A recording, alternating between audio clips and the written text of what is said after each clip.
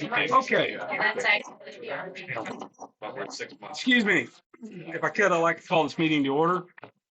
It's 6:01. We have a quorum with Director Palmer, Director Schott, Director Bland, myself, and Director Lewis.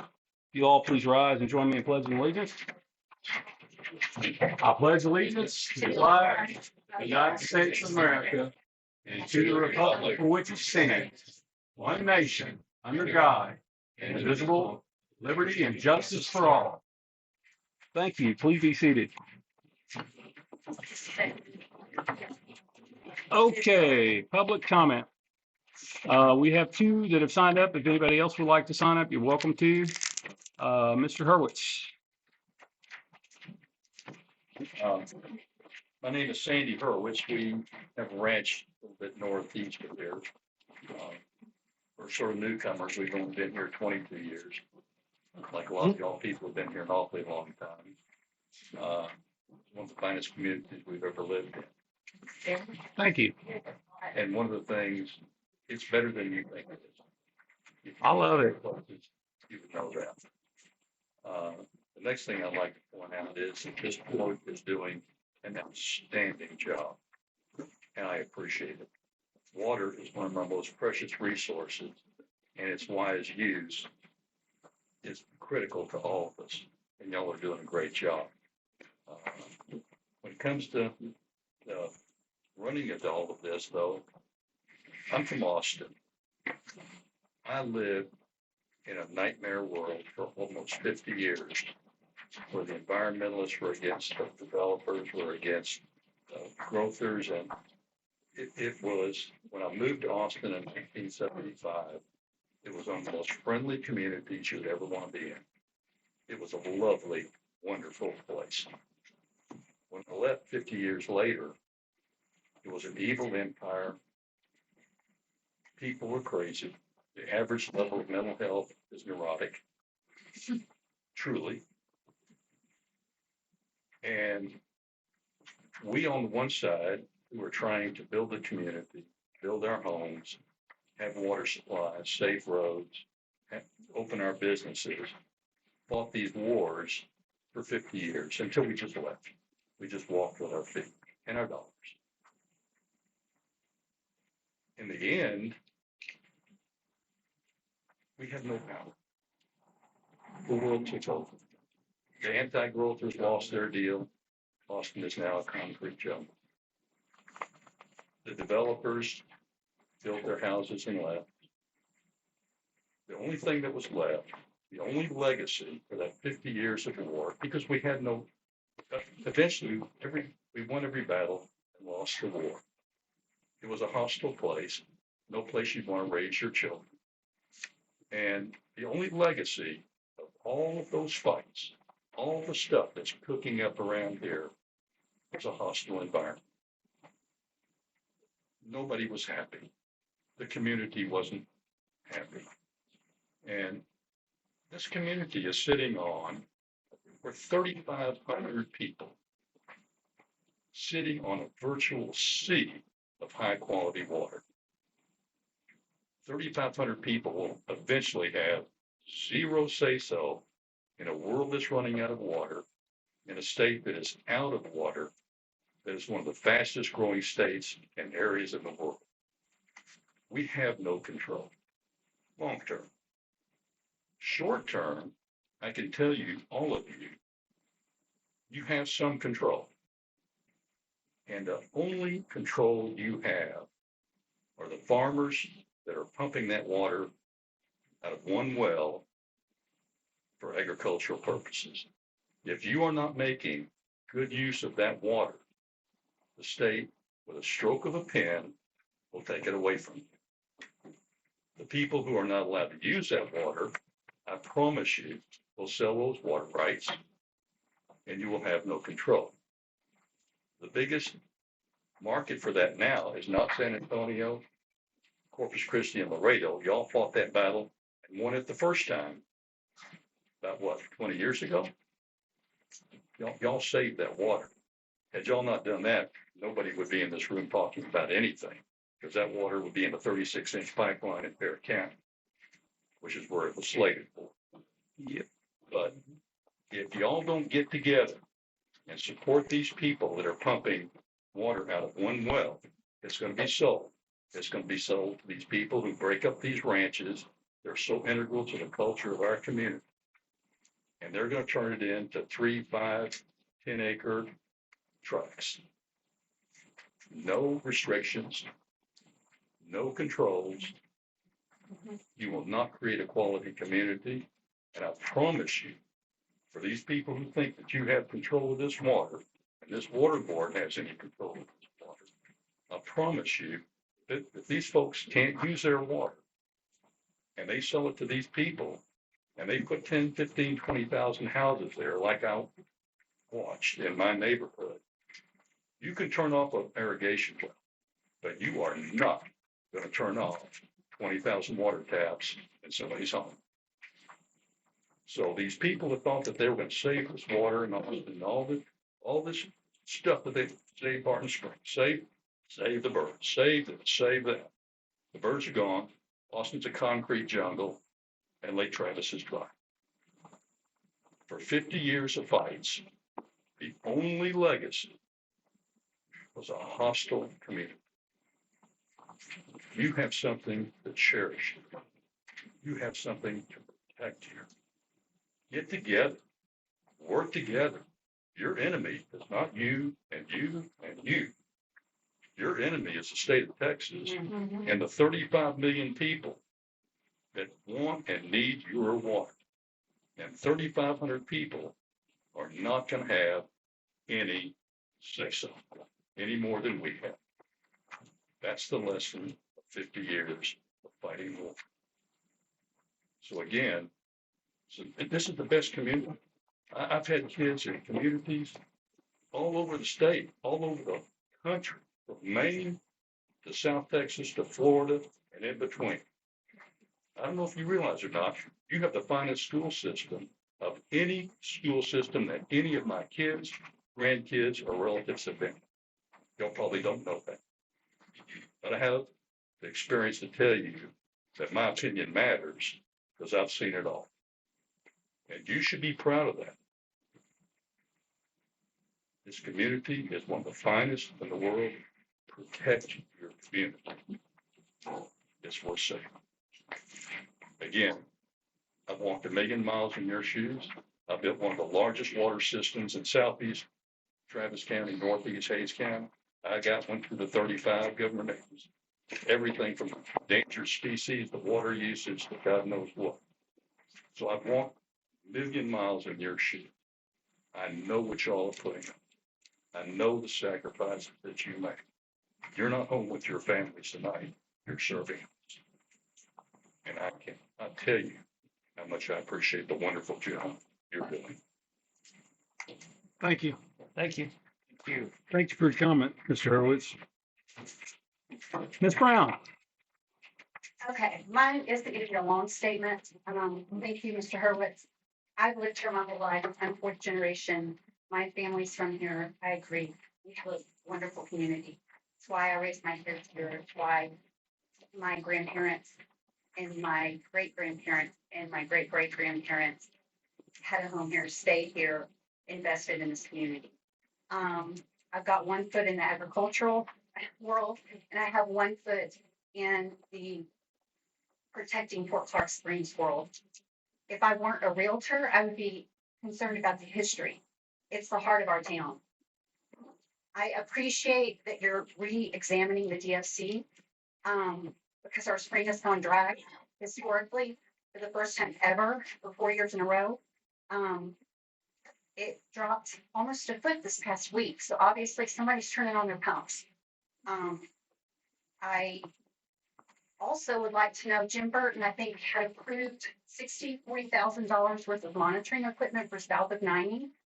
I'm wanting to know if we're going to have a report, a monitoring report next month at the meeting on those wells south of 90 where he got the monitoring equipment. That's one thing. The other thing is the DFC, I hope in good faith, Mr. Claus and board, that it doesn't have hidden verbiage, that's going to allow the spring to keep going dry every summer. Because half of your voting citizens live on that port. And most of them, that's the biggest investment they have is their homes. Also, ranchers' wells are going dry, and we need to manage the groundwater. I disagree with Mr. Hurwitz. We don't have an endless sea of water. And this is coming from hydrologists. We don't. I wish we did. I wish to God we did, and everybody could make as much money and do as much with the water that they wanted to, and it wouldn't affect anyone else. I care about protecting the 98% of the citizens in this county that don't have a water permit. I care about, agriculture. I want people to be able to farm and ranch, but we have to be wise with our management. And the first step is getting a DFC in place that protects at least minimum spring flow in that spring. If not, I want a cohesive, happy community. It's where I've lived my whole life. And I've been lost friends and don't speak to people now. And it's really heartbreaking. But if you don't do something to protect that spring, at least minimally, you're going to keep having problems, guys. It's just going to get worse. And I don't want that for all of us. We've got a very short life to live. And I just find solutions because, and I do appreciate your time that you're dedicating to this cause. And I know it's difficult and it's very lofty and a lot of hydrology and science you have to read. And the time that you've put into it, but please, minimal spring flow for everyone. Thank you. Thank you. Please hold the applause because all you're doing is slowing down the meeting. Ms. Brown, to answer your question, I don't know about the well specifically south of 90. I do know that when they were here last time, they installed approximately 20 additional monitors on wells where they can, it's going up to the cloud. We actually getting that data every 15 to 20 minutes, depending on what we set the device on. This is part of the passive monitoring that's going on right now in the district, so we can see when wells are coming off and on, and when they're hitting these other wells, and the influence that they're having. That has reached a point where, out of all of our monitoring systems, we're way over 50%. I want to say we were around 70 to 80 that are on the cloud now. And yes, we will get a report on that because I've asked for it specifically to know how we're doing on how many are going directly up to the cloud versus the ones we have to go out and manually get. So we're going to get something on that. Zach wants to talk. Sir? Oh, we got that. Yeah, sure. Yeah. Sure. I have not moved on past public comment. If somebody wants to talk, I'm not going to stop them. Go ahead, Mr. Davis. Well, more than hydrology and all, what I want to address is what's going on social media. I wish Will Conley was here tonight. And it's not just him, but throwing 5 of y'all under the bus like he does is pro-pumper and pro-pumpers.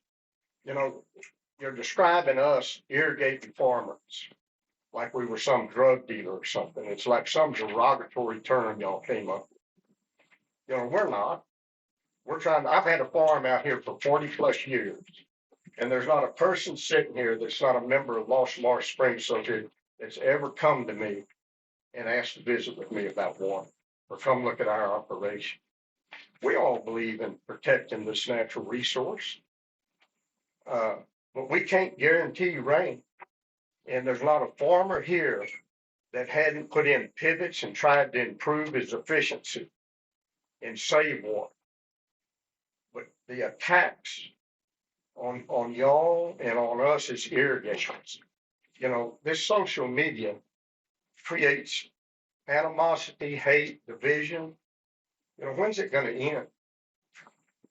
And at our meeting in January, to watch Will and others attack Vince and make false accusations against him.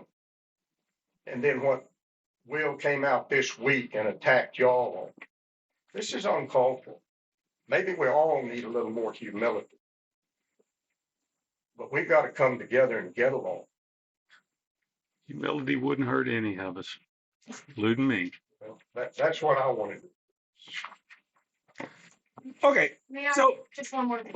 if you sign up, Ms. Brown, I'll let you. But before you do anything, I'm going to address something that was on social media right now because I'm going to get this out because I was the guy that helped write it.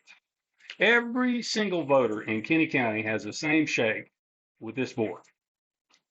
It's not slanted anyway. However, I'm going to explain to you how it works. I don't care where you live in this county. There are 2 seats on this board that you can run for, and there are 4 seats that you can vote for. I don't care where you're at. Doesn't matter if you live on the fort. Doesn't matter if you live in town. Doesn't matter if you live in a rural area, precinct 1. There are 2 seats that you can run for, and there are 4 that you can vote for.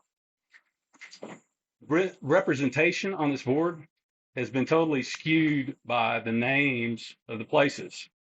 County at large, Fort Clark Springs Mud at large, city at large, all 3 of those are at large positions. Every voter in the county votes for them. We represent the public when we stood up and took an oath of office. If you want to talk about our constituency, 3 of us, everyone is our constituency. We represent all of them. The individual precinct officers, those 4 positions only represent the constituency within that precinct. In order to get it to the point where anyone could run for 2 and vote for 4, we had to put residency requirements to make that happen. 2 of the large positions have residency requirements. In order to run for that position, you have to live on the fort. I guarantee someone from the fort is on this board.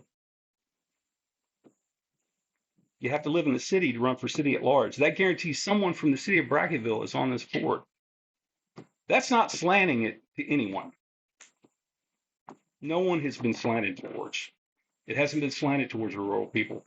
The reason those residency positions were put there is because guess what? There's a lot more water underneath the land outside the city in the fort.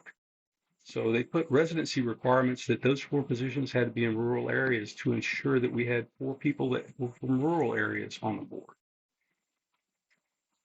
We have 1 floater, mine. Doesn't matter where you live, you can run for this position. That's the way it works. It's not slanted. That's misinformation. And that's part of what's going out on social media. Every time that kind of thing comes up and I'm directly involved in it, I'm going to address it. Now, we're going to move on to, Ms. Brown, did you want to sign up? Okay. Thank you for giving me the opportunity to speak.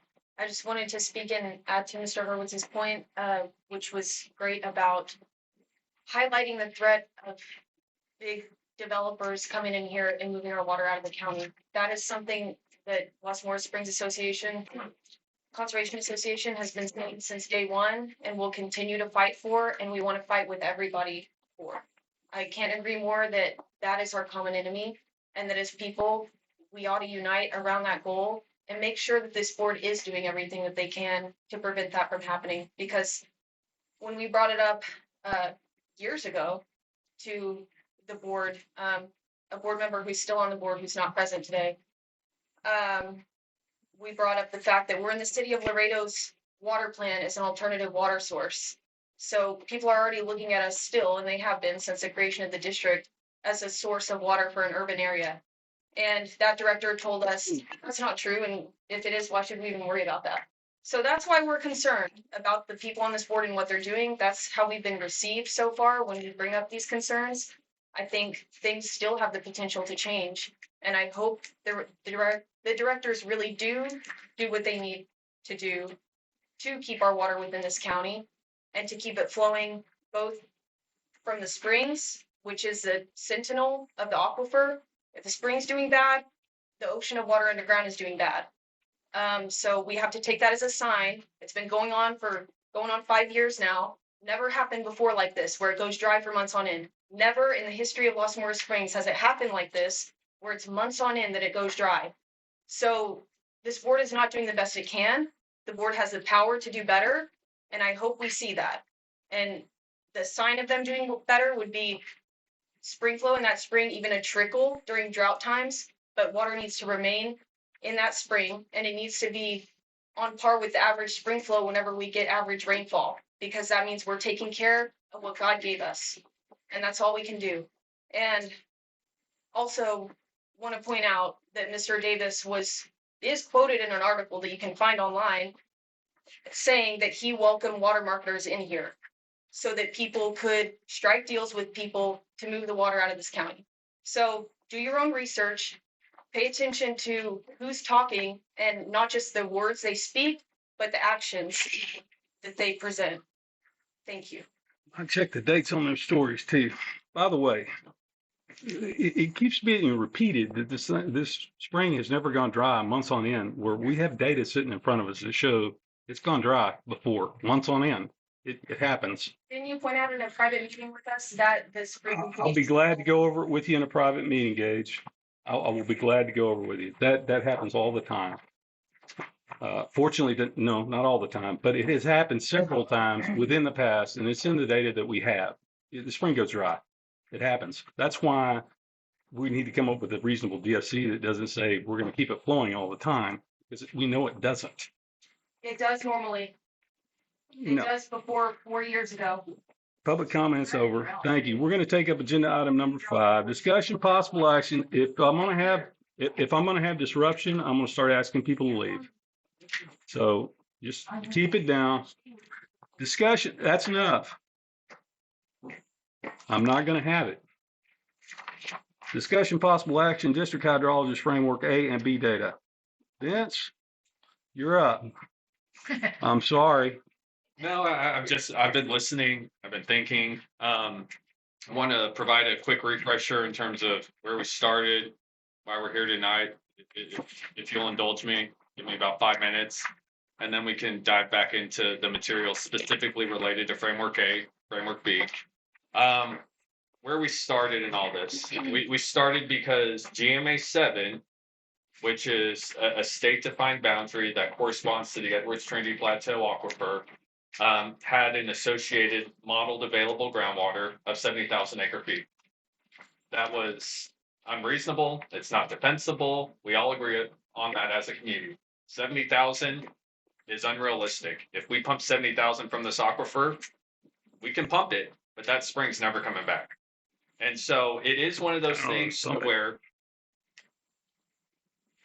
the community, through the 2 years of board meetings that I listened to, expressed a lot of concern about having a map in GMA 7, a state-defined construct, a political boundary that was 70,000 acre feet.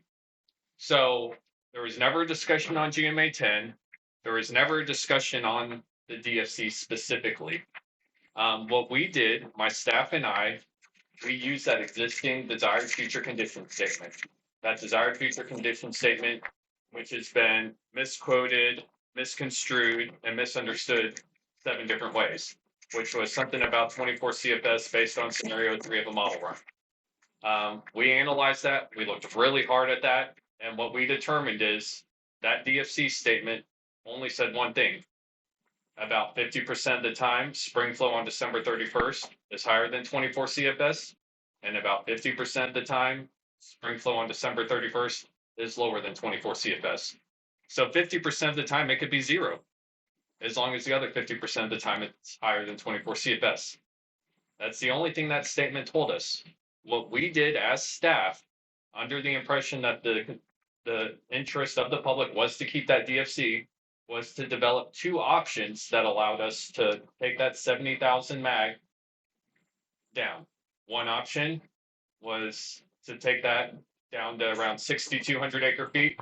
We realized that there was a miscalculation that actually would have been 5,500 acre feet. The other option was to make the mag go away. Through all of that, we then went back to the drawing board, because one of the questions David Palmer asked, Director Palmer, was, is there a way to revise the mag? I went to the groundwater management area. They gave us until February to figure things out. I asked them, hey, can we have more time? We're close, but we need more time.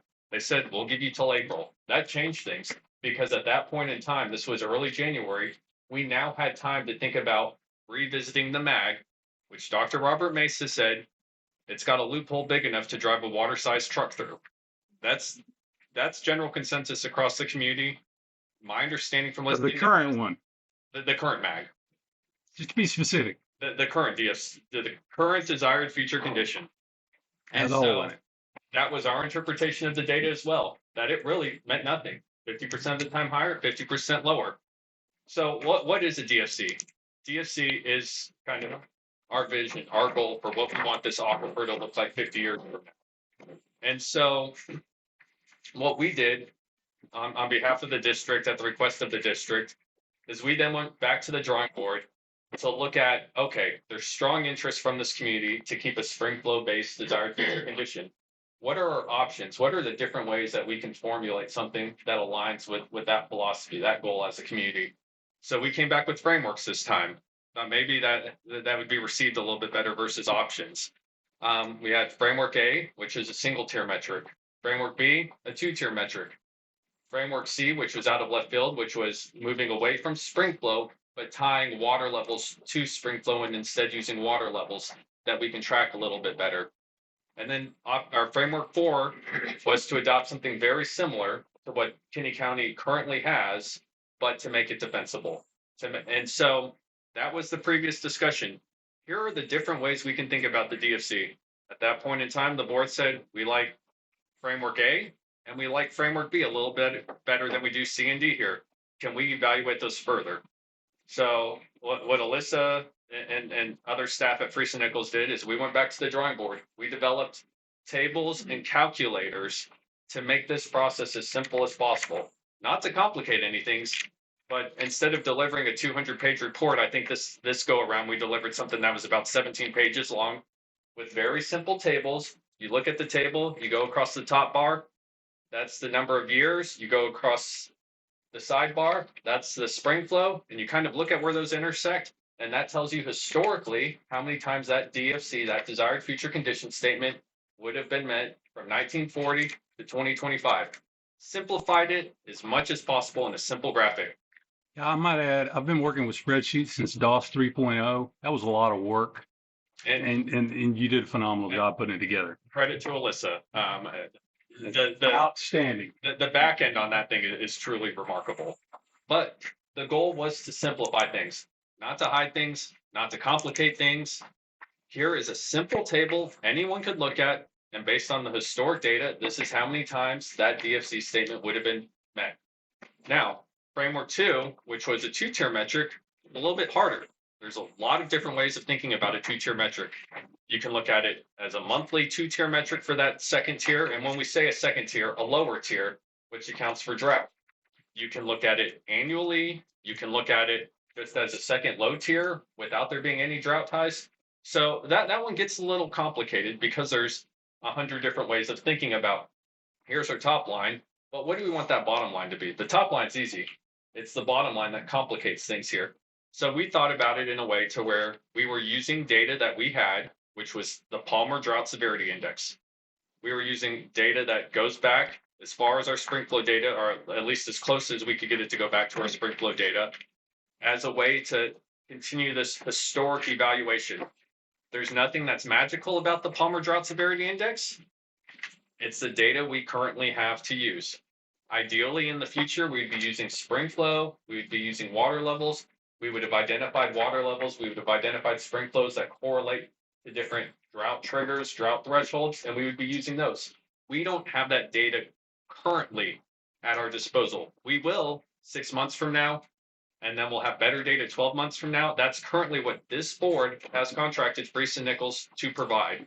That is work that is currently being delayed because we're still talking about the DFC now. This was initially about the modeled available groundwater. How do we take 70,000 down to 0? There was a lot of concerns about those approaches. Now it's to the DFC. We were asked, is there a way to evaluate the DFC? Is there more time? We got more time. That's the journey we're on now. On the back end of our calculator, we've built in some ag calculations based on historic pumping that was associated with those years that we also then met the DFC.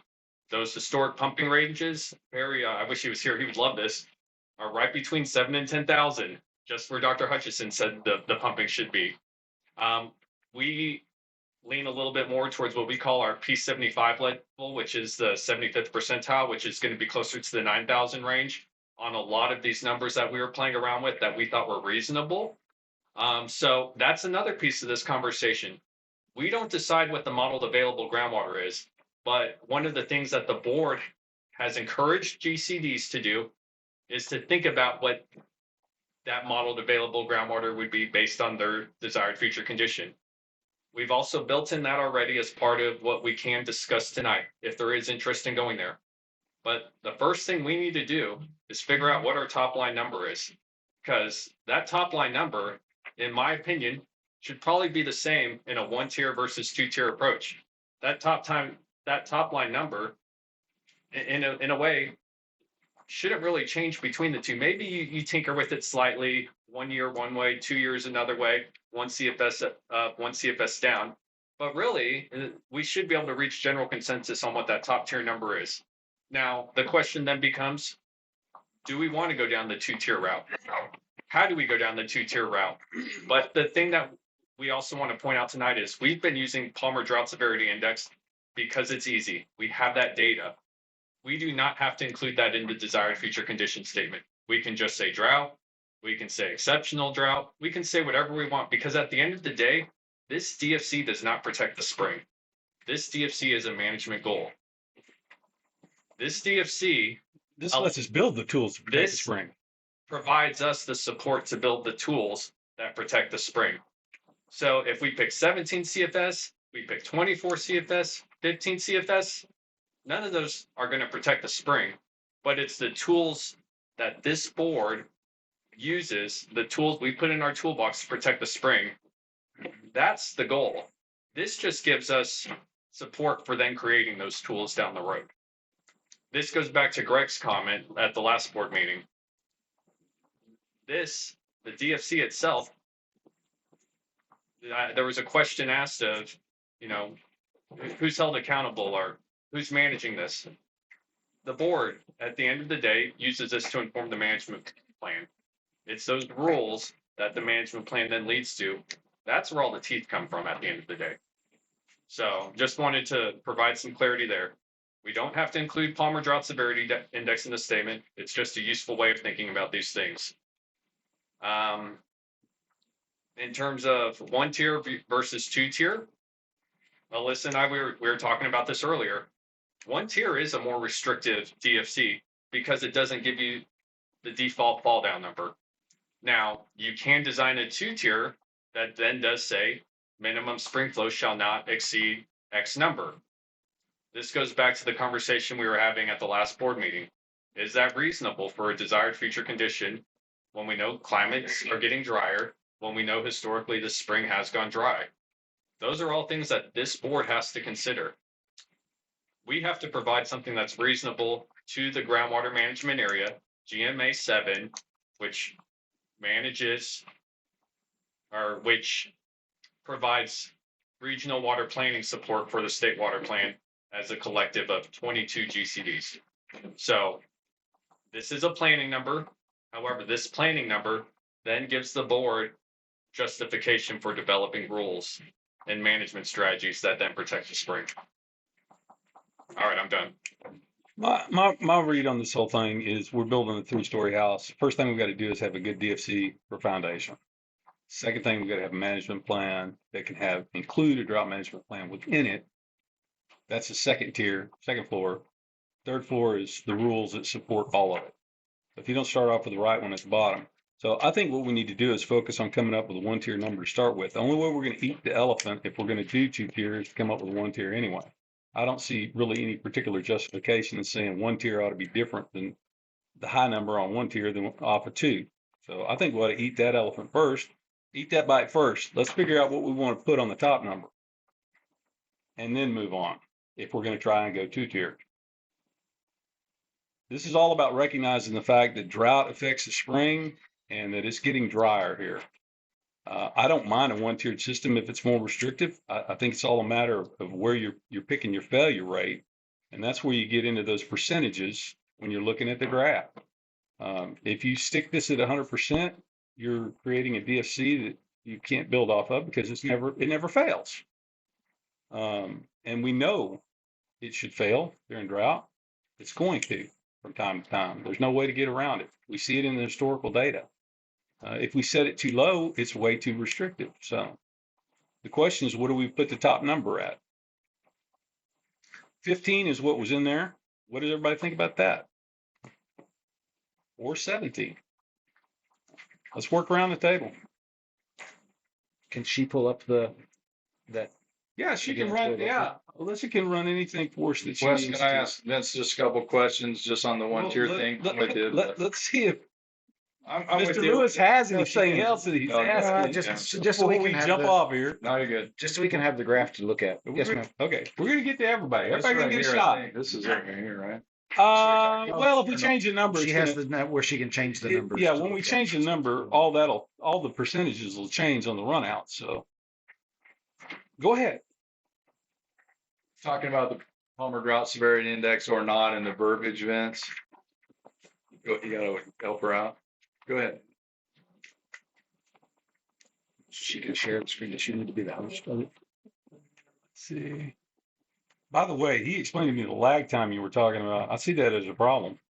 All right, Alyssa, What are you will talking work now. about? Yeah, I see that as a problem. So, talking about the verbiage about drought, that would be in the 2-tier system. In this, in your deal, the number that we arrive at, if we did 1 tier, or if we had a similar 1 tier, 2-tier top number, that number averages the drought years and the good years, the drought record, the 50s, the last 5 years we've had, those averages and the average annual spring flow, that number never was 24. So that we've established that it's more like, I don't know, 20. Correct. What is it? Like, what is Well, it if we this average goes it? back to if you Like, look what at is it the average? as a yearly average, as a daily average, as a monthly average, it's any, Let's just go yearly. I think yearly, what were we, Alyssa? We were closer to 20 when we looked at it yearly. Is that correct? Or was that daily?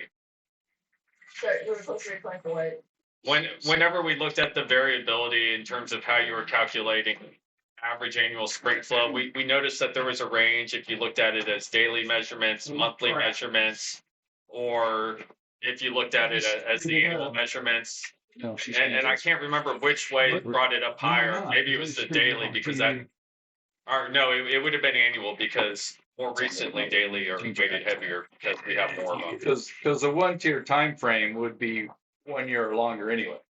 So the number would shift if you went, 5 years or 1 year or 10 years. That would everything shifts Well, the numbers. And this is where we can be careful with the language because instead of saying years, we could say months. And so it's always the trailing 60 months that were, I or just changed the input on the. 48 months. Yeah. So the Yeah, running average It's always, would be so at the end of every Thank you, month, we Brad. look at spring flow, we added, and we have the ability to do that. and we have now a with graph the- that yeah. does something like Okay. this. But that number is around 20. Give or take. Yeah, around 20. Yes, sir. And in the tier 1, there is no drought statement. If you just do tier 1, it would just be tier 1. Like it's not EDSI 2 or 3. It's just over that time frame that was chosen. Yes, We sir. want this number. It would read, On yeah, average. just like this one. Yeah, well, that's what I'm. Daily yeah. mean spring discharge measured at Lossmore Spring shall not be less than X cubic feet per second when averaged over X years, months, or days.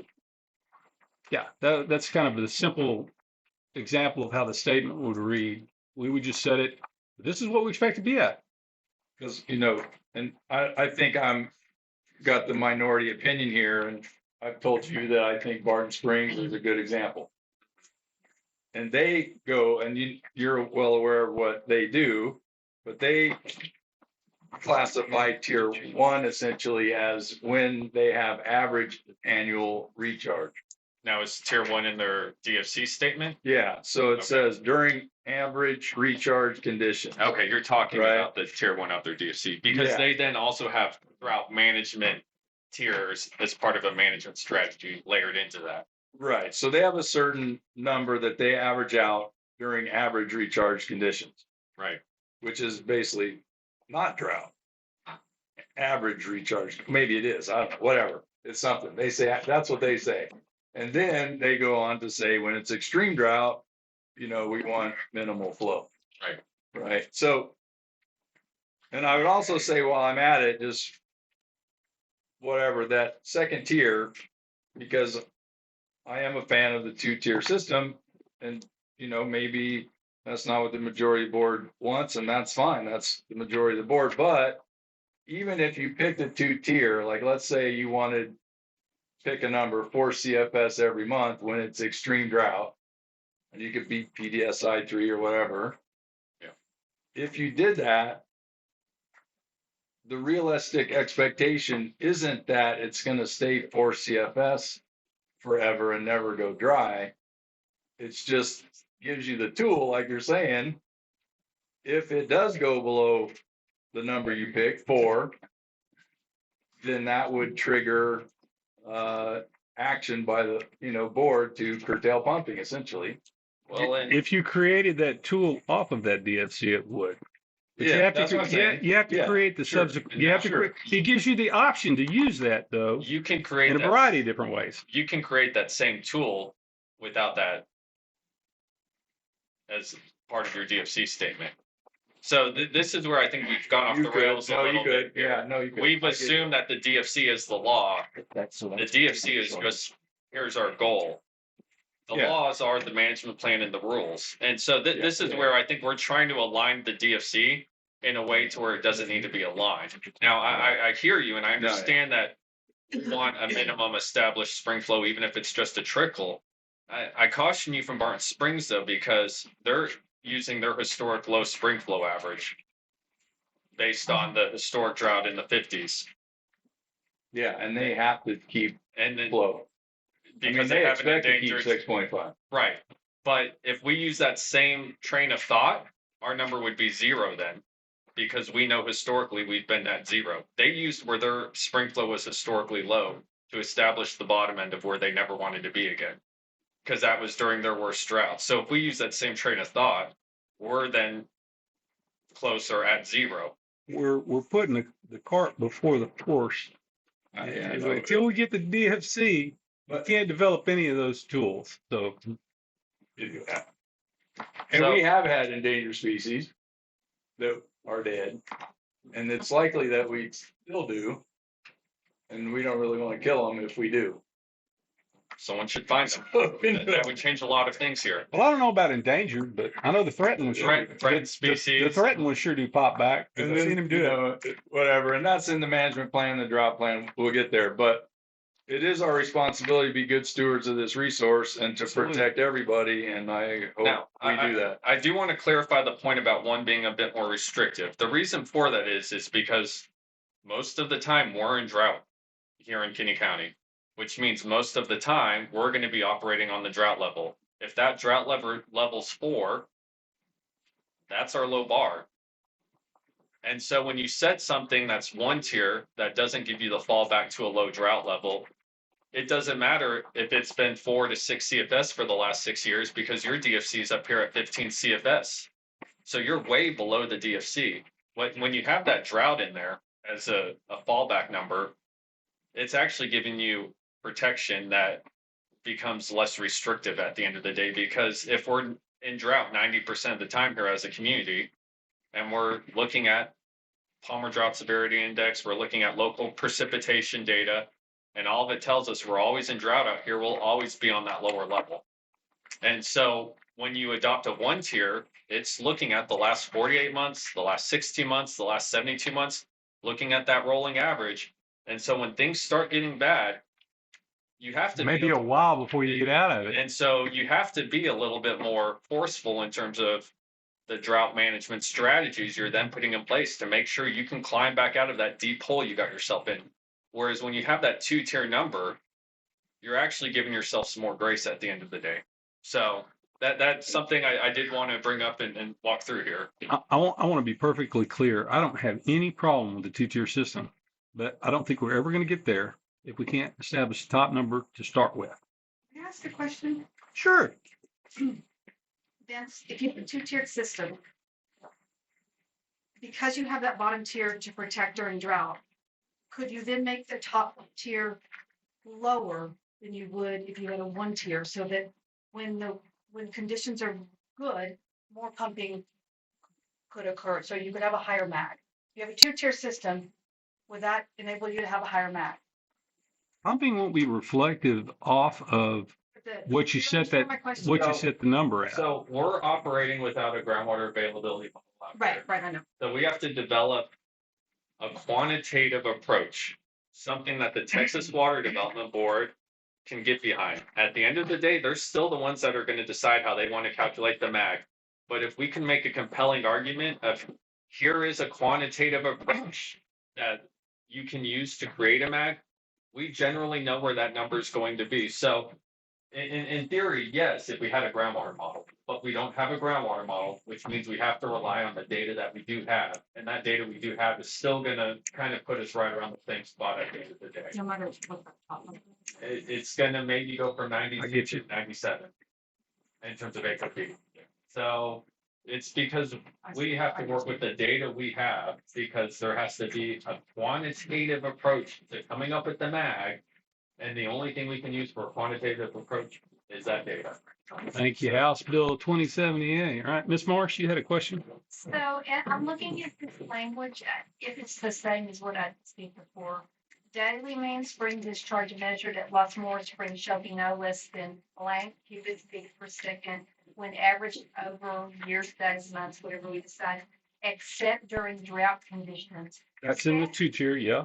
Does that mean that drought conditions would be excluded from making that average? Well, let me tell you, the one I've got goes on to say as defined by the Palmer Drought Index of less than whatever percentage, but we can put in there what Vince was talking about. We can just put drought, or we could put a trigger like the drought index. Go ahead. So the way we've developed this is the top tier number includes wet and dry conditions. Okay, that's what I wanted. It's that to rolling average, clarify, Because but we are in drought for so Can you- much of this. The way that Can you clarify that rolling average too? I think that was some discussion is they think you're only in January or in June. We're going to take it. It's a rolling average of it goes back 6 months from today. if Tomorrow's going to go six And it back doesn't from. exclude a period just because we're in drought conditions. It includes all conditions. It's a if that's rolling, how, like if all we're the time. careful in how we word it, then yes. Please be We careful. we don't want to say. No. We want a rolling We average. don't want to say 1 year when we meant 12 months. Yes. Those things matter in terms of how we Okay. think about. But that rolling average is not on this date, we're going to take an average of the last 12 months. And on this date, we're going to take an average. It's the way it's written is kind of the rolling average means from this day back, whatever date we decide, whether it's 6 months or 12 months, So like it's continually 17. it's recalculated. continually every month, it recalculates for the past 6 months. So next Well, month, it'll be back. I would think a lot of that would depend. I mean, the way you, Change the law. when we put it in this way as a DOC, I think it leaves it open to do that. So But I think ultimately you're going to write into your management plan, at what point do we do this? How often do we do this? Do we do this at the end of every month? The way the average- That And the DFC, I was just about to make that same point. You can say 1 year, 2 year, 3 year, but your management plan, you can look at it monthly. Yeah. You don't. That's where we're really going to get the refinement to how we're using it, is in that management plan. We need to leave it open enough that we can do that. Okay, thank you for your patience. I'm at the challenge. We don't- I really want to understand that. Well, the real careful is not, we don't want to limit a future board in their ability to create a tool based off of it. We want to leave it open enough that they can do that. Can I ask, Yes, ma'am, please. the USGS data is provisional up Correct. until a couple months. Are we going to use It's the still provisional data? provisional since last March. What is it, Alyssa, March 3rd? Yeah, we got 12 So, months. Almost a year. That's crazy. Yeah. So are we going to use CFS numbers that are provisional? Because we're going to have to. If This not, is- we're going to be a year behind. This was part of the conversation that we had at the last board meeting about applying for a TWDB grant for us to really think about that. Because yes, that's a big concern. And the other thing that Alyssa actually caught, we pulled the data the very first time in early October. It showed us one CFS reading. We then re-pulled that same data at the end of the year, still provisional data, and it shot up 6 CFS. And so over a 2-month period, someone internally at USGS said, actually, this number isn't 11, it's 19 or yeah, here's the example of, Yeah, that's already perfected or it's Yeah. Yeah, one thing I'd like to add to that, I noticed whenever we had the governmental shutdown, they shut those sites down. The stream gauge monitor sites went down all over the place. You couldn't get into any of them. When they came back up, all the data's been provisional since, as far as I can see. So And this is where there's some issues going on. in 6 months, once we finally have time to finish the conceptual model report, one of the things we're going to do is have taken a close look at water levels and correlated those to spring flow. And at that point in time, I'm confident that I'll be able to say when water levels here, here, and here are at these levels, we know what spring flow is. So that's where the more data that we're able to process, Jim's collected a world of data in an amazing way in terms of the data set we now have to work with. But we've got to unpackage all that. We've got to repackage it in a way that we're creating something that we know is science-based and it's defensible. Because one of these days, when the water marketers come, we want to make sure that we have something that we can stand on, that we know when it's taken to the courtroom, it's going to be something that, hey, we're good, we're golden. We've got the science, we know exactly what's happening here with our aquifer system. So going back to the question related to spring flow, this provisional thing is top of mind for us. It's something that isn't just provisional in terms of being a concern. They're fluctuating numbers on us while it's provisional. That's really concerning for us in terms of the usability, say at the end of a calendar month, when we know those numbers are fluctuating by 6 CFS. So that is a concern. That is a current challenge. This DFC, whatever we adopt, whatever management plan this board ends up adopting, we've got about 2 years of lead time to figure these things out. So I'm hopeful that we'll have more faith in the spring gauge by that point in time. I'm hopeful we may have a backup spring gauge or some sort of secondary measurement. We've already got the pressure transducer in the pool. If we have more time, we think we can better correlate that to spring flows as well. And then backup water levels. So collectively, we'll have a network of sensors, of triggers that are informing us on the spring health, not just the provisional USGS spring gauge data. And those, all, when you have that many, you have other ways of being able to monitor the health of the spring, and you can use those things in the management plan and drought plan to make them work. And they all work together for a variety of different uses. So my question to you then, we might as well cut to it. What do you recommend for a tier one? A 1 tier? The only question you shouldn't ask a consultant. No, I mean, last time I went out on a limb, You're like, let's go. Not if you want to keep them. So this is where I want to, You know, so and if we could say it's not tier one or tier two, you've already, weighed in on that, and that's fine. But so in your professional opinion, and Wes, you're saying, pick this top number. What would you like lead us towards, or what kind of range are you looking at? So just clearly, simply looking at the data based on our averages here, I kind of reached a general conclusion of what I thought what the number should be. Then the other thing, this is what Greg reminded us of back in January or December here. We have the 9 factors. Right. So any newly adopted DFC statement will need to be voted on by GMA 7 as they consider the desired future conditions statement. Before voting on the desired future conditions of the aquifers under subsection D, the district shall consider these 9 factors. So it's the GMA that considers these 9 factors.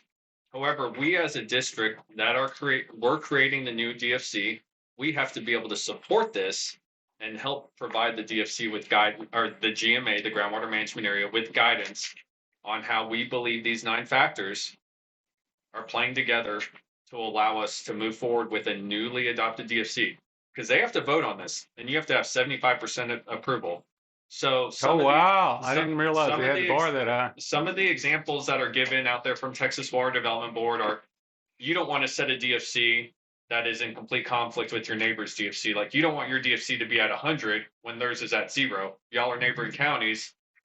That's not going to mesh well. So those are things that we have to think through at the GMA level. This district isn't required to. However, we want to make sure that what we're proposing at least aligns with these 9 factors in a way that we have support from the groundwater management area. So one of those is feasibility of achieving the desired future condition. So this goes back to a conversation that we were having at the start of the meeting or prior to the meeting, where you don't want to be too high because that's not reasonable. And you don't want to be too low because that's then unreasonable. You want to set something that's achievable You want to set something that, 50 years from now, this is a 50-year goal that if we have the right rules and tools in place, we should be able to achieve. So that's the goal here tonight. So with that in mind, looking at the historic data, which tells us that spring flows about 18 to 20, depending on if you want to look at it as a daily average or annual average, that, historically we've been at, we'll just call it 18.5. We know this climate has been dry, abnormally so for the last 20 years. I think it would be worth it to put up the PDSI monthly average tab, folks to look at when you're talking about what's going on, because it shows it. Alyssa's bringing it up.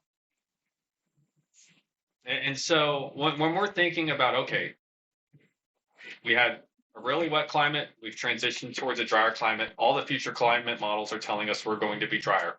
I think it's reasonable to come down from the 18 a little bit. And so what Alyssa is showing right now graphically,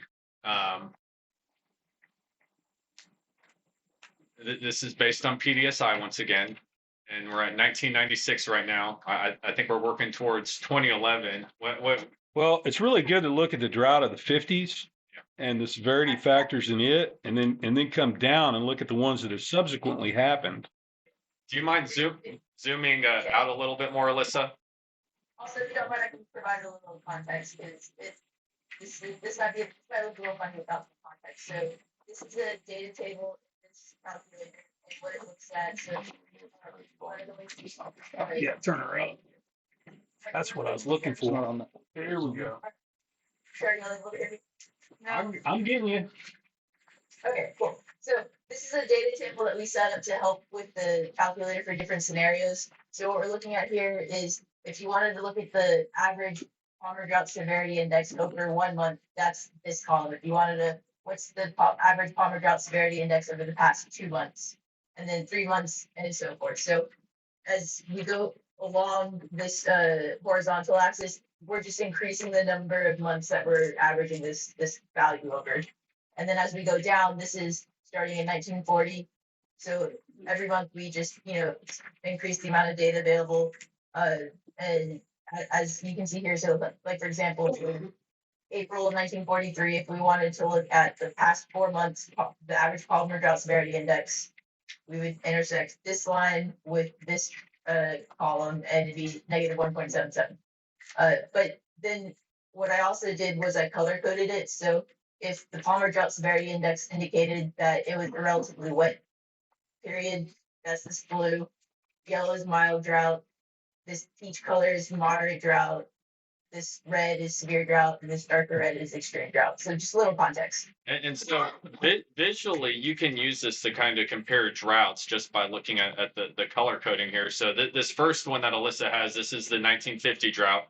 It covers an extended period of time, but that deep red, it pops up, but that's one thing to keep in mind is how deep are the reds and what does that look like? Then we entered a wet year. We actually had a lot of wet years from the 1950s through the 60s into the 70s. I wonder if El Nino matches up with all those blue spots. It'd be interesting somewhat. I bet it does. And Alyssa, Not clearly. This but it is does so we're now in 2011 drought.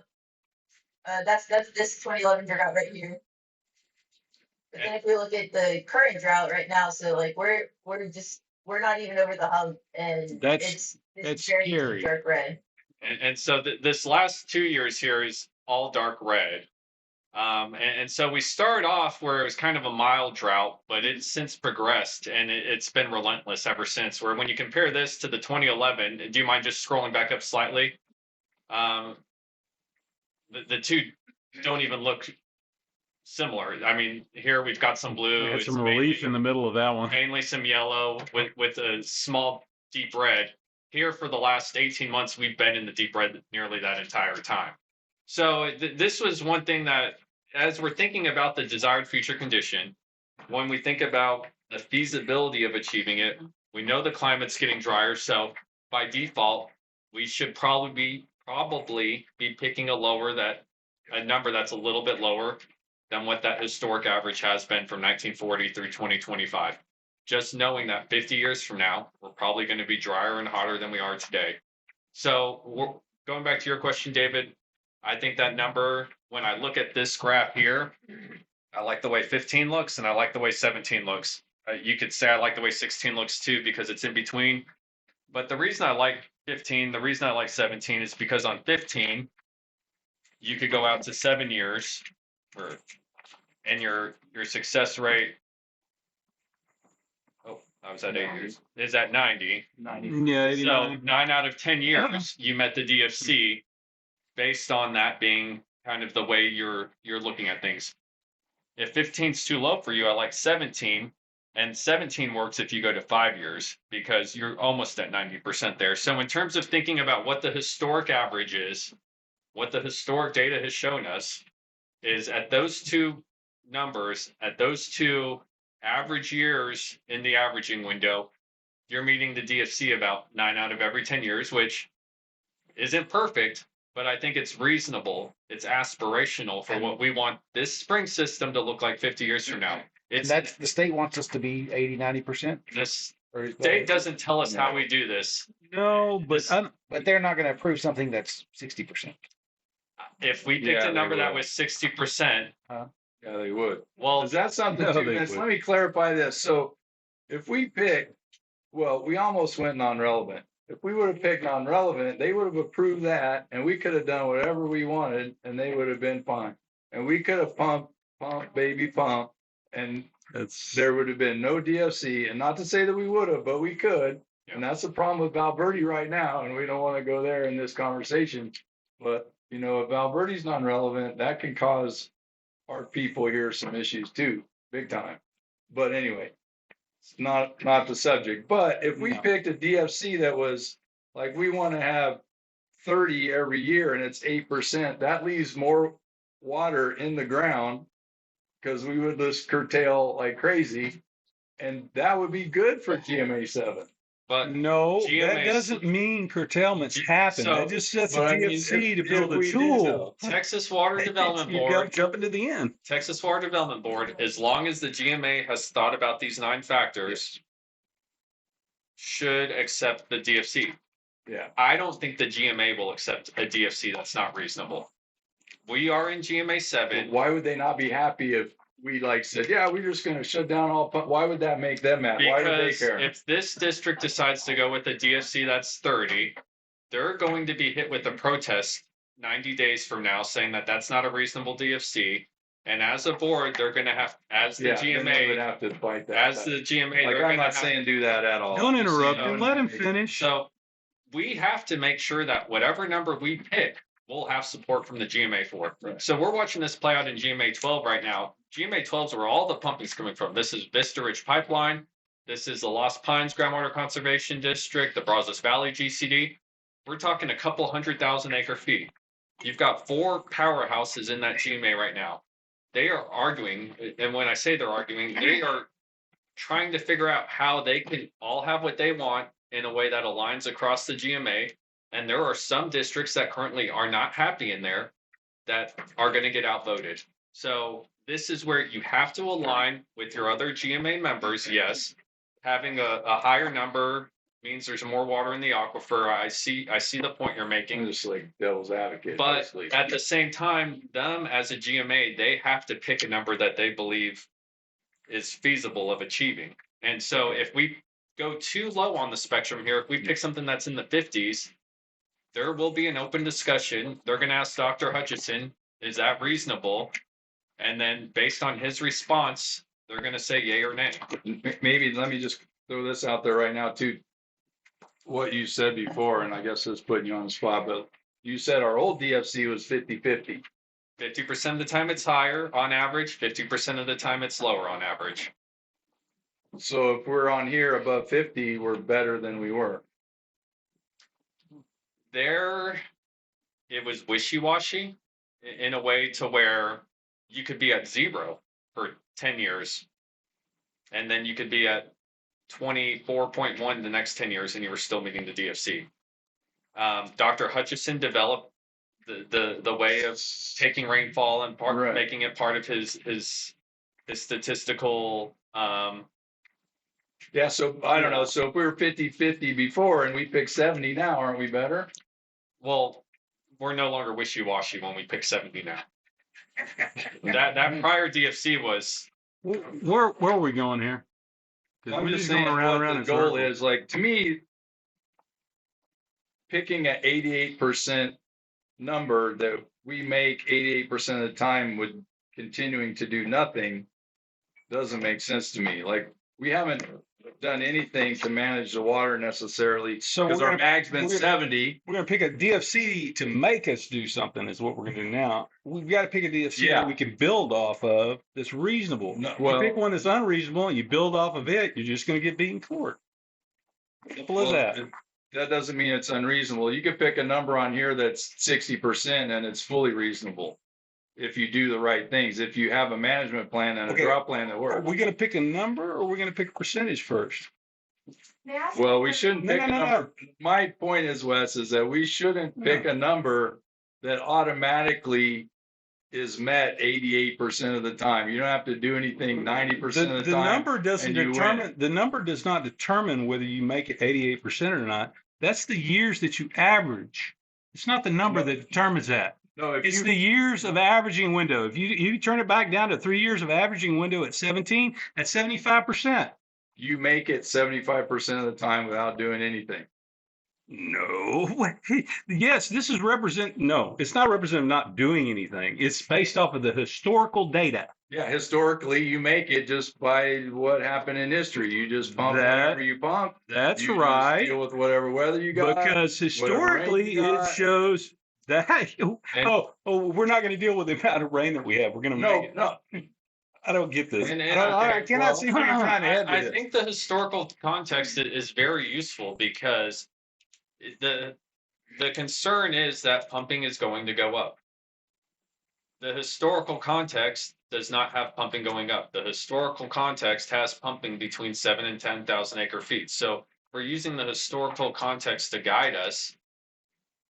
It then keeps pumping from going up, which is what I've heard is a primary concern from this community. Because that's historically how this system has worked. Historically, that DFC was met 80-90% of the time, which when we think of other GCDs that have water levels, they're all allowing their water levels to drop between now and 50 years. right. They're allowing them to drop They're 10 doing feet, drawdown. 100 feet. They're all doing managed Right. depletion. Yeah. Well, We're that's not why- doing managed depletion. We're actually adopting a sustainable DFC. Well, that would be something that it's good to hear you say that because, it came out of that conference that we just got back from. 5% of the DFCs in the state are sustainable. Yeah. And this would, I think, still fall. And if this put us in the category. 5%, then that's great. Because 50 years from now, we're going to have a spring system that looks just like the historic average, or And in terms of, updating the mag has something to do with that too, obviously. well, and Because if your mag is 10, I think the fear around here is export. Yeah. And so there's some history of export here, and maybe that There is no history of export. there's history of desire to export. Let me clarify that, okay? So that's undeniable. There has been a desire here at one time to export. Would you like to There's know the stories first one? now that That's valid. there's No. a desire to export. So let's just say the 1996. fear is export. If you don't, there's nobody, I've been told that there's no permit holders here that want to export their water. If that's true, that's great. That's a win. Awesome. I'm not sure I believe that, but if it's true, I hope it is. That's great. But export is the fear, I think. So if we can work towards numbers that if export's fine, like if you can pump, if the mag is 50, like it doesn't matter and you can't discriminate. And if you can grow hay with 50 or you can export 50, that doesn't make any difference as long as the goals of what we want to manage the spring to or whatever occur, right? So so the goal is to, keep the I don't know. The The- goal is to just do right by the water. Hang on just a second. We got a question. Thank you so much. I just wanted to clarify something you said a little earlier. You made your suggestions, and did I hear it right that the first one was for something around 15 CFS, you would suggest a 7-year window, and something like 17, you would suggest a 5-year window? And that's to keep us around 90% of what historically has been achievable. And I wanted to clarify, because it might be a stupid question I'm asking, but it's not intuitive to me, because I'm thinking to want to maintain a higher spring flow, you would have to calculate over a longer average. So why is it opposite in that where for the higher spring flow threshold, it's a shorter averaging window? And my other question, it's a two-part question, is I would like your analysis on, to me, for the past 5 years, we're not meeting our desired future condition. If our desired future condition is to maintain spring flow, we've not met it. So in those suggestions, would we have met it in the past 5 years? If we would have, then it's not a proper DFC. So if we adopt a DFC at 15 CFS, at 17 CFS, I'm starting with the second part here, and we say 5 years or 7 years, and we consider where we're going to be 2 years from now, we're out of the gate, we're probably not meeting that DFC statement in 2027. Now, a reminder, this is a DFC statement for 2080. So if we're not meeting it in 2027, we're really, this is the problem with all this time gets a spring flow. Everywhere else you have a water level you're tracking declining. Here we have a spring flow that we're saying our goal is 50 years from now for the spring system to look generally like this. And so this is where we have a little wiggle room. This is why I like having a little bit of tolerance there, where if we pick a number that's 100% being met all the time, that's not reasonable, because historically to get there, you're going to pick something that's like 4 or 5 CFS. So having a little bit of built-in failure in terms of a number we're picking aligns with there being a little bit of built-in failure into the spring system. The Barton Springs system, when they first adopted their DFC, they had a lot of wiggle room. They never thought that they would get to where they are today, because they never thought a drought would happen in a similar fashion as the 1950s drought. Well, they're just 2 months away from having to institute extreme cutbacks and curtailments. So we keep talking about Barton Springs, this light on the hill. They're about to institute their most significant curtailments and cutbacks with all the tools and policies that they have in place. It's been dry. It's going to continue to be dry. I may have gotten those numbers backwards. The thought there is, if you go with a less restrictive DFC, you want a shorter period. And then if you go with a more restrictive DFC, you want a longer period. I'd like to That's point the- something out on that. Ms. Brown, I think you're referring to this. Okay, yeah. And that, as you come down, it starts getting to where you can't meet it. That's because it's going against the historical data saying spring didn't flow that much. So it fails. When you raise it too high above what your average is, you're going to get back into red when you go down, even though it's shorter, because it's not a reasonable number based upon the historical data that we have. It's too high. I understand that part, but I think maybe they work backward. Now, going back to, I think where Wes was trying to get us to at the beginning of the meeting here. If we can't agree on the top number, we're never going to agree on the bottom. Can we, We're going to get anywhere. can we make a motion to agree for the top number without voting yet on On the whole thing, the whole thing? we can vote on a number so we can proceed forward. I'll make a motion that we make the high number either 1 tier or 2 tier. The high number would be 15 over the 5-year mark. That puts us where we want to be. I think 15 is a healthy, that keeps the spring healthy on good years. And that's our goal, is to be above 15. So I'll make the motion that we make it 15 in 5 years. And we'll proceed forward with the discussion after that. We're not picking it. So we're just saying that's going to be the top number. I'll second that. I'll second that motion. Is there any discussion about that motion? I think it's a reasonable, common sense number. Well, I was kind of with Vince. To me, 15, 16, 17, it all depends on where you put your averaging year window at it. I want a reasonable tool to build off of, and that's why I support it. Any other discussion about it? Yeah, I got something. I'd like to see a shorter time frame. So the number, if you look at it, Ben, Yes. 15, you're at 88 right there, right? Well, you said you wanted a shorter time span. So I know. What do you want? So if you go down to 3 years, it's still 82. Vince, you were saying 17 for, what'd you say, 5? Right. That's He said 88, 17. right? He said 17 and We, 7. we got to, 17 we and got to, 7. we got to motion. You That need to takes make a you way out point. there, yeah. So check it out, Ben. What I'm saying is, I think that's a reasonable, anywhere between that 85, 80, around that 85 percentage, I think is a good goal for us to be with. I don't, And this DFC, it's not like you pick it and we have to wait 5 years. yes. It starts right now. So although we're talking a 5-year window, a 4-year window, right out the gate, we're not going to meet the DFC. Bear in mind, this vote is simply so we can start going through the process to try and get to where we're at 2-tier and come up with something. We ultimately might change it completely from whatever we have.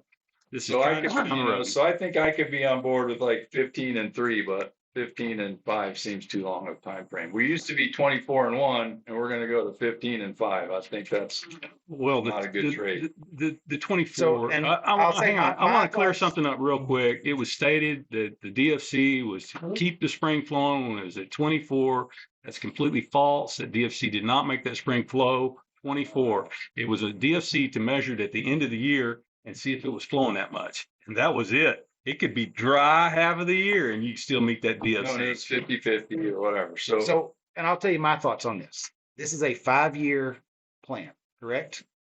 I want to be better in 5 years than I am today. 50 years, we'll get there, but we got to take that one step at a time. And that starts today at this, and 15 I hear feet what a you're minute, 15 cubic CFM keeps a healthy spring.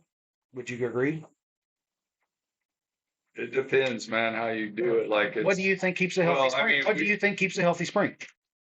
what do I think a healthy spring level is? I think a healthy spring is when it doesn't dry unduly dry. So 15 So you would want it be to a flow, healthy you want it spring. to flow all the time. It's just not going to be 15 all the time. No, it's It's just not. gonna But be, that's a but, goal. That's a goal. Our That's goal not used your, to be 24 and it was dry for 4 months, 0. You know what I'm saying? yes, but 4 Because months of the for DFC 8 and the months way it alone. was You know, but written. we'll get into a management plan and that's where it happens. And Yes. The management plan is where it's going to happen. All right, we got a motion and a second on the floor. Is there any further discussion on the matter? Because if there is, I'm gonna call the question. We're gonna vote on it anyway. If I get a second. Do we have a second? All those in favor? Raise your right hand. All opposed, same sign. Motion carries 4-1. We're gonna proceed forward with this discussion, going with 15 at 5, I believe is what it was.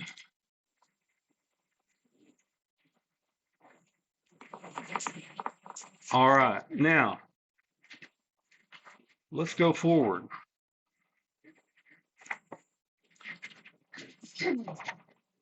Let's look at it with a 2. Are we going to talk about that? Do we want to recognize the fact that we have droughty conditions here and it gets dry and the spring flows less? That's the purpose of going to to having a second tier.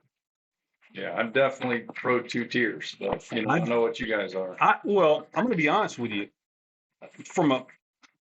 And by the way, Zach stood up and talked about the pumpers thing, and I've been making a joke about a scarlet pea forever since I've been called a pumper. As a permittee, having a second lower tier allows you to recognize that things are going to be different during that time period. Whoever the future board is, if they think that that means hammer everybody harder or whatever, it gives them the tool to recognize that something is different going on than what normally happens. So I'm in favor of it. Even though it could be used against me, I don't think it will be. I think ultimately it will be easier on the permittees whenever you go into drought stages. But who knows what the board's going to do? I don't know. Don't care. I want a good tool, and I think a good tool would have a second tier on it.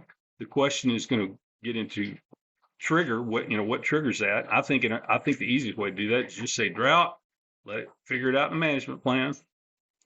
What you're going to have your triggers on.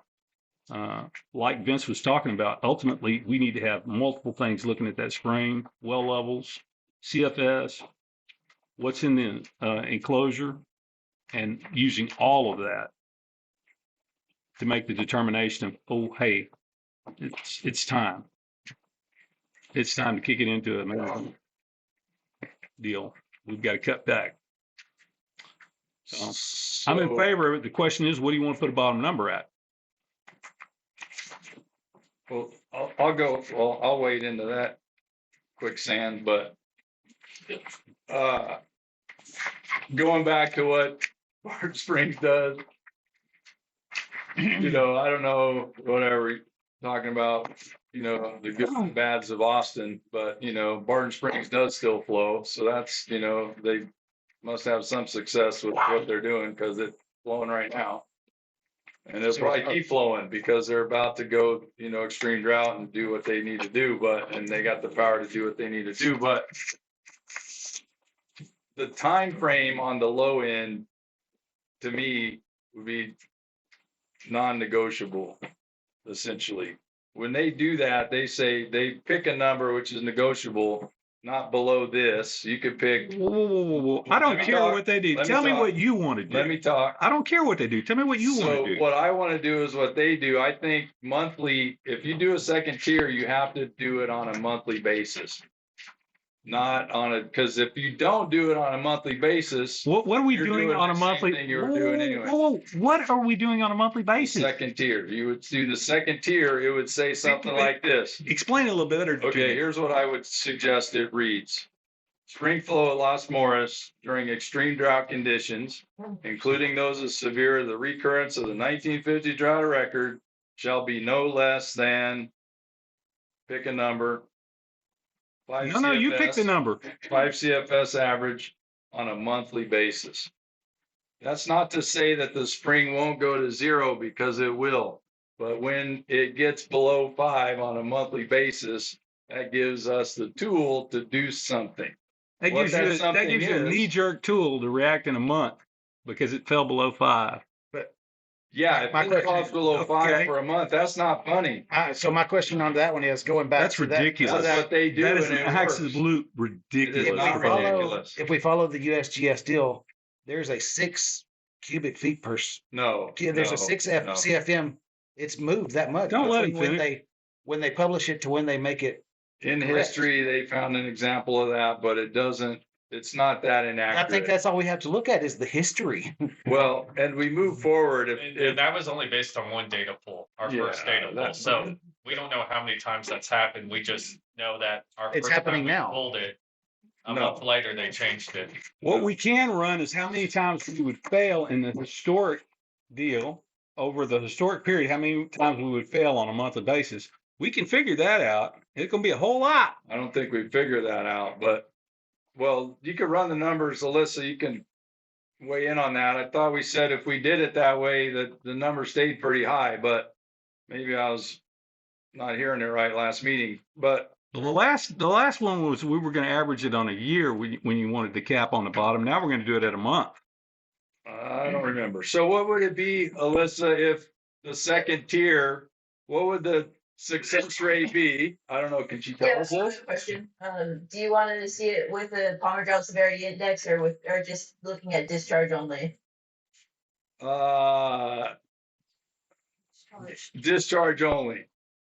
Okay. Because discharge only. So if you had 5 CFS average on a monthly basis on the second tier,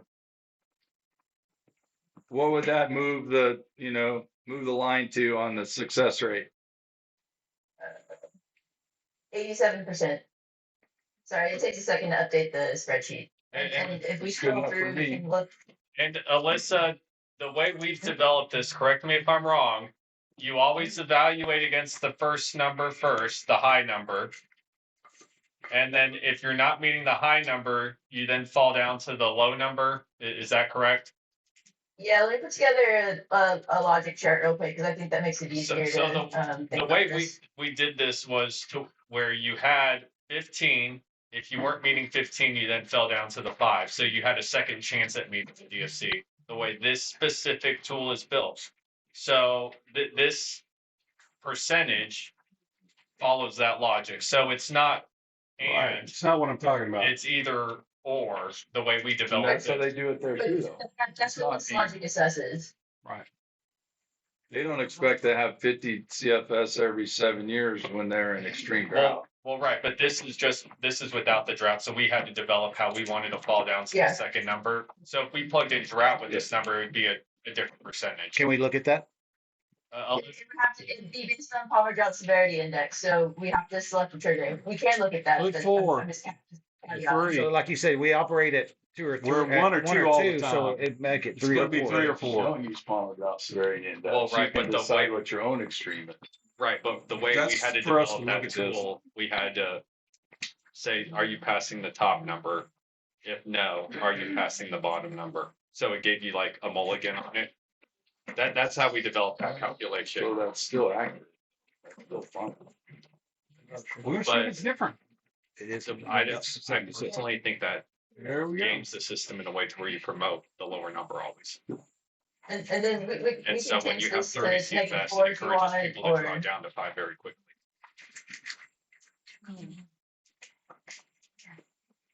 So the goal is to keep more water in the aquifer, not maintain a low level. Because if we can keep more water in the aquifer, in theory, that then protects the low level. We don't always want to be just trying to protect that low level. You're only protecting the low level when we're in this drought When you're index, in a drought. correct? Is that how I'm reading it? Yeah, we have an. So it's not, when we're not in the drought index, we should be at the 15. When we are in a Right. 3 drought index for the past, and I would change that month over to three or 4 or 6 months. I think that when you are in that drought index, that's when you start saying, now we need to lower our, we need to start protecting it at 5 Well, here's my problem. How do you know you're in a drought without it. 1 month? You've been running 30 CFS all year, and you get one, you get one at 5, and you're in a drought because you average it for 1 month. You I don't, mean, you don't here's determine a when you're in a specific drought in a example. month. That is not a drought. That's 1 month is a dry spell. That's a 1 month running. Yeah, and that's what I'm saying. Using an average window of 1 month is not reasonable to assess drought. Well, and Yeah, I unless, think it unless is. that has July. Okay. That's how they do it. Who is they? Yeah, who's I that? just told you, Barton Springs. Oh, Federal Barton Aquatic Springs, hey. Conservation I District. need to address. Please. They know what they're doing? Hey, I'm he not- wants just he wants let the me floor. talk. Let him Hey, talk. Calm down. You're holding Barton Springs up as a shining example. I am. But what you're not looking at is they're a different environment over there than we are. If you look at rainfall across the state, let me finish. I'm listening. You know, you're twitching. I'm listening. Uh, I'm calm not down. listening, I just, You just go, Interrupt. go ahead. you just go across the state. I don't remember if it's 15 or 25 miles.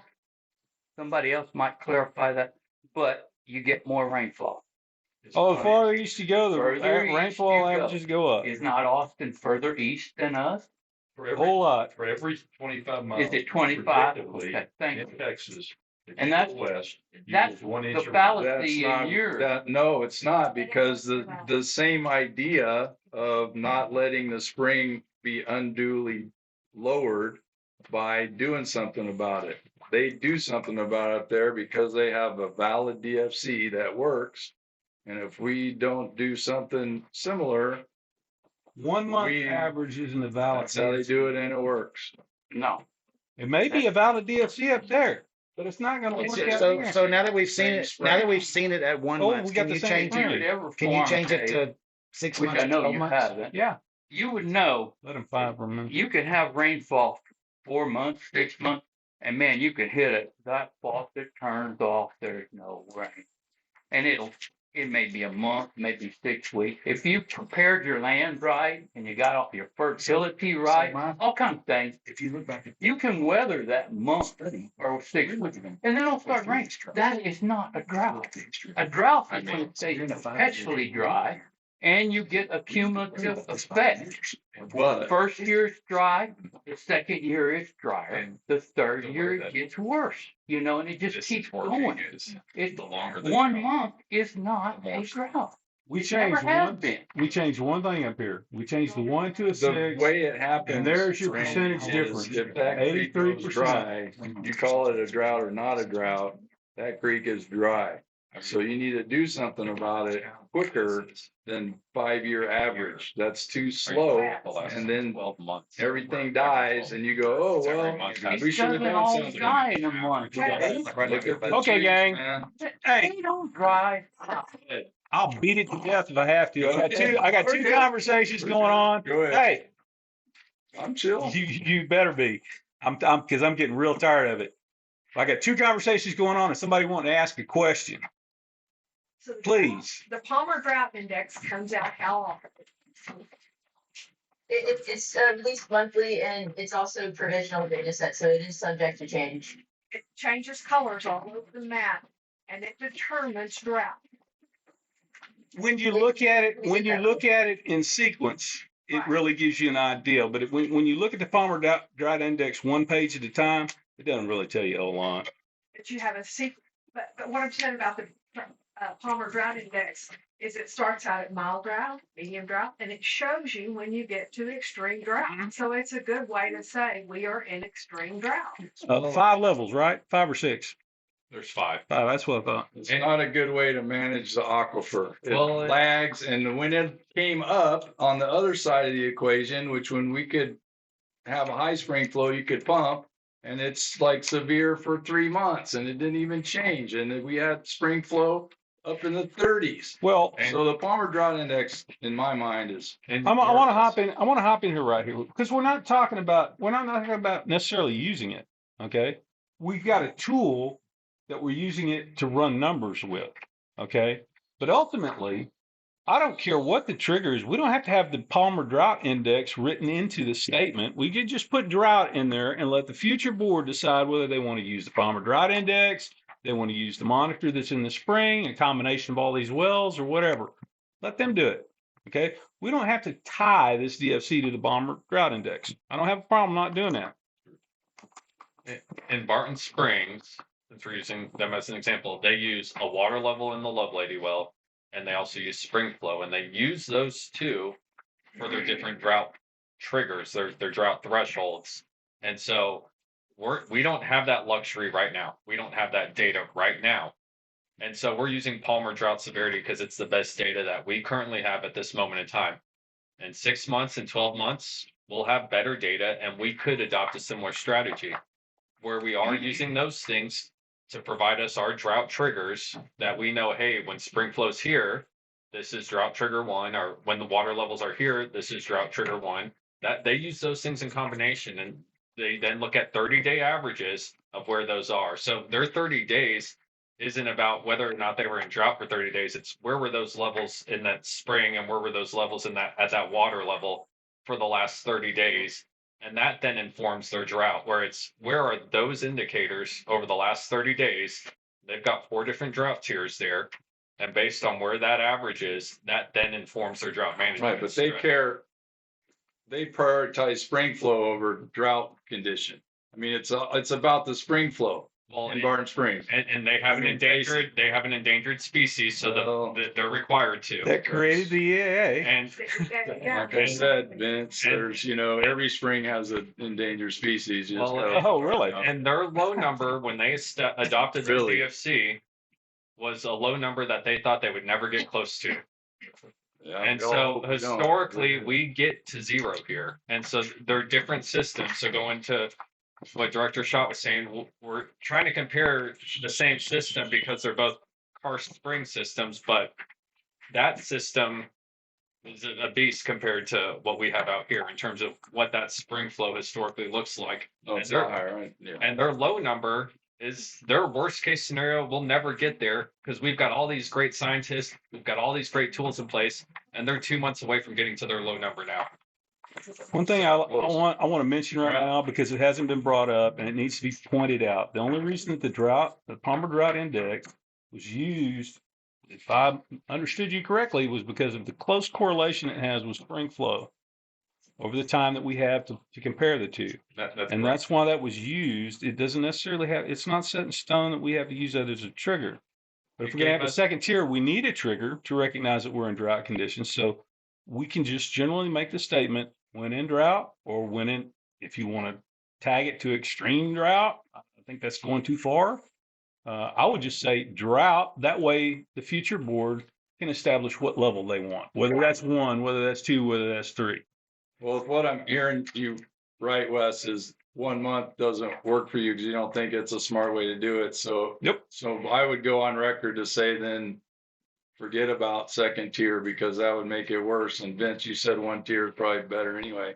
So then if you can't go 1 month, then there's no reason to have a second tier because it's just a fail anyway. Well, So let's just go 1 tier. How's that a fail? Because if you don't react to it every month, then you're too slow. It's not going to work. So is it better to do nothing than to do This is something? not, you cannot react that way, Director. You're this is not saying a it's better public to do water nothing system. than to do something. If you change the time frame from 1 month, you're destroying the purpose of the second tier.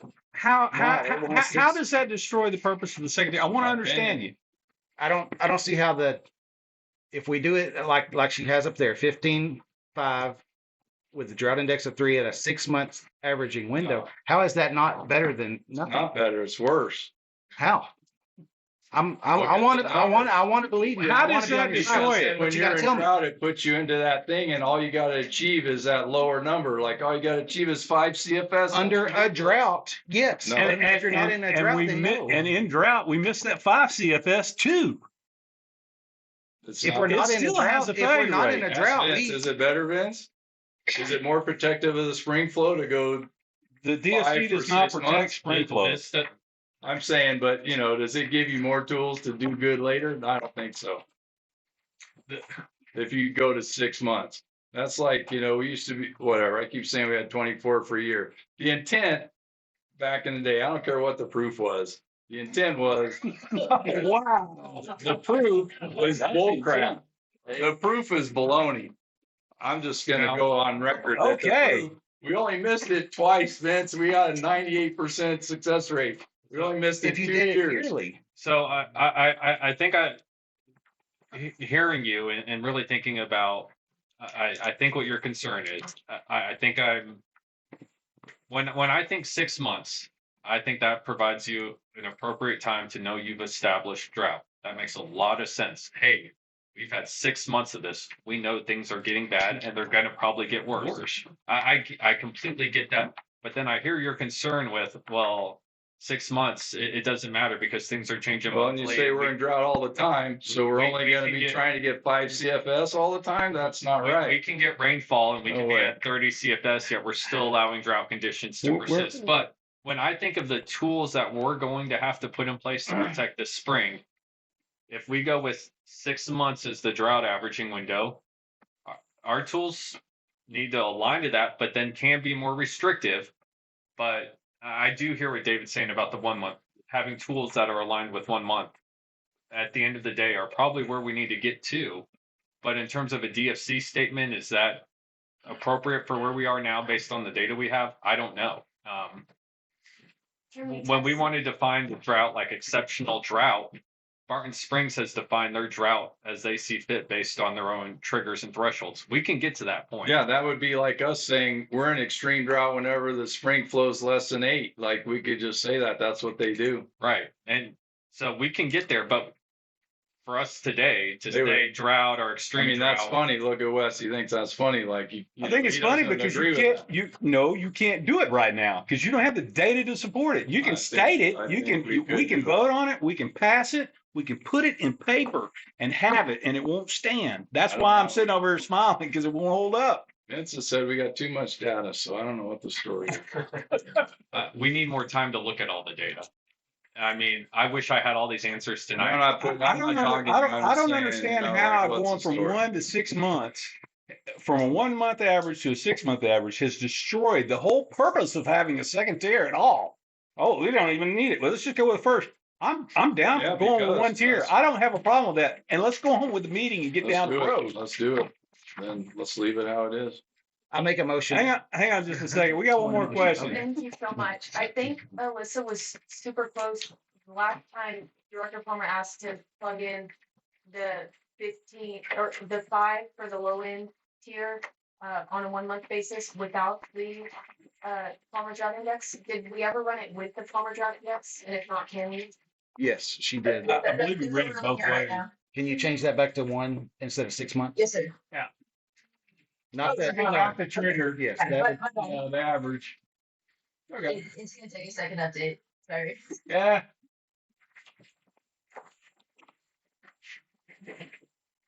And I can't see back here, so could you read the percentage that we needed? Well, It's got still- out date still first. updating. Yeah, we're still stuck at 83, so it ain't caught up Okay. yet. Here we go. 88. so when we're in the number 3 drought index, we would match it 88% of the time below the 5 cubic feet On a 1 month basis. on a 1 month So it's basis. down. Yeah, actually, the percentage comes down when you put it at It 6. it actually goes No, down. but- Sorry. No. Oh, it's 76%. 76. 76% at 1 month. That's so high. Versus the other one was 83, right? Mhm. There you go. All right. You had a motion? You want me to move that? No. Director Lewis was. for I the make a motion.